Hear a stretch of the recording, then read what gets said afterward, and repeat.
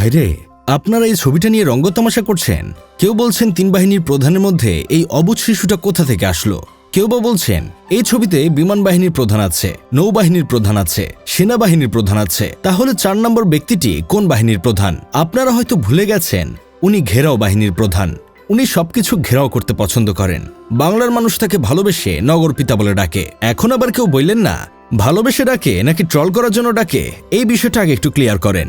দেখেন ভাই, আমি এসব আজে বাজে প্রশ্নের উত্তর দিতে পারবো না। এমনিতেই উনি মন্ত্রীর পদে আছে, আমি কিছু বললে দেখা যাবে আমাকে জেলখানায় ভরে রাজহাঁসের ডিম থেরাপি দিবে। তাছাড়া উনি ঘেরাও বাহিনীর প্রধান, শেষে দেখা যাবে আমার বাড়ি ঘর ঘেরাও করছে।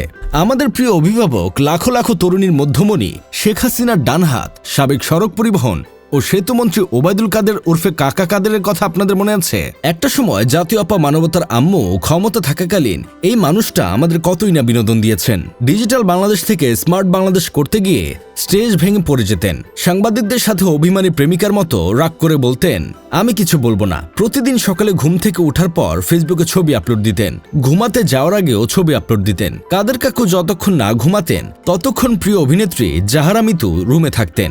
ঘুমাও তুমি ঘুমাও গো জান, ঘুমাও আমার কোলে, ভালোবাসার নাও ভাসাবো ভালোবাসি বলে। এই গান বলে অভিনেত্রী কাকুকে কোলে নিয়ে ঘুম পাড়িয়ে দিতেন। যতক্ষণ কাকুর ঘুম না আসতো ততক্ষণ উনি অভিনেত্রীকে ছাড়তেন না। এই কাকা কাদের আমাদের সপ্তাহে 7 দিন মাসে 30 দিনে বিনোদন দিতেন। মানবতার আম্মু জাতীয় আপা দেশ ছেড়ে পালিয়ে যাবার পর কাকা কাদের কাকুও ভারতের গোয়া রাজ্যে চলে যায়। ভেবেছিলাম এই মানুষের জায়গাটা আর কেউ নিতে পারবে না, আমাদের আর কেউ বিনোদন দিবে না। এখন পুরো জাতিকে ভুল প্রমাণ করে কাকা কাদের রূপে হাজির হয়েছেন নগরপিতা। ওবায়দুল কাদেরের অভাব এখন নগরপিতা পূরণ করছে। কখনো নগরপিতাকে দেখা যায় উসাইন বোল্টের চেয়েও দ্রুত গতিতে তারেক রহমানের গাড়ির আগে আগে দৌড়াইতেছে। কখনো কখনো দেখা যায় নগরপিতা অন্য নেতার সাথে ঠেলাঠেলি করে কোনোই দিয়ে উষ্টা মেরে সবার আগে কবর জিয়ারত করে। তারপর এমন এক মন ভুলানো হাসি দেয় যা দেখে আমজনতা আইসক্রিমের মতো গলে জুস হয়ে যায়। কখনো নগরপিতা সিটি কর্পোরেশনের ঘেরাও করে তালা ঝুলিয়ে দেয়, কখনো নিজেই নিজেকে মেয়র দাবি করে, কখনো নগরপিতা সংসদে জ্বালাময় ভাষণ দেন যা দেখে আমজনতা দাঁড়িয়ে যায়, মানে গায়ের লোম আর কি। কখনো তামিম ইকবালকে সাথে নিয়ে বিসিবি ঘেরাও করার হুঁশিয়ার দেয়। প্রতিদিন সকাল দুপুর রাত এই 3 বেলায় এনসিপি জামাতকে সাবান বাঁধিয়ে ধুইতে থাকে। আবার সেই নগরপিতাই সাদিক কায়েমের বিয়েতে সবার আগে গিয়ে হাজির হয়। একটার জায়গায় 3টা মুরগির রোস্ট খেয়ে তৃপ্তির ঢেকুর তুলে বলে তরকারিতে লবণ একটু বেশি হয়েছে।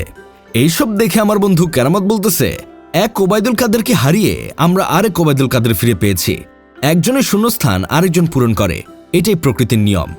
যাই হোক, শেষমেশ আমি গোলাম হোসেন একটা কাজের কথা কই, নগরপিতার মতো এত মাল্টি ট্যালেন্টেড মানুষ হওয়া সহজ কথা নয়। হুদাই আপনারা নগরপিতাকে নিয়ে সমালোচনা করেন, আমি এর তীব্র নিন্দা ও সহমত জানাই। পারলে আপনারাও উনার মতো হয়ে দেখান।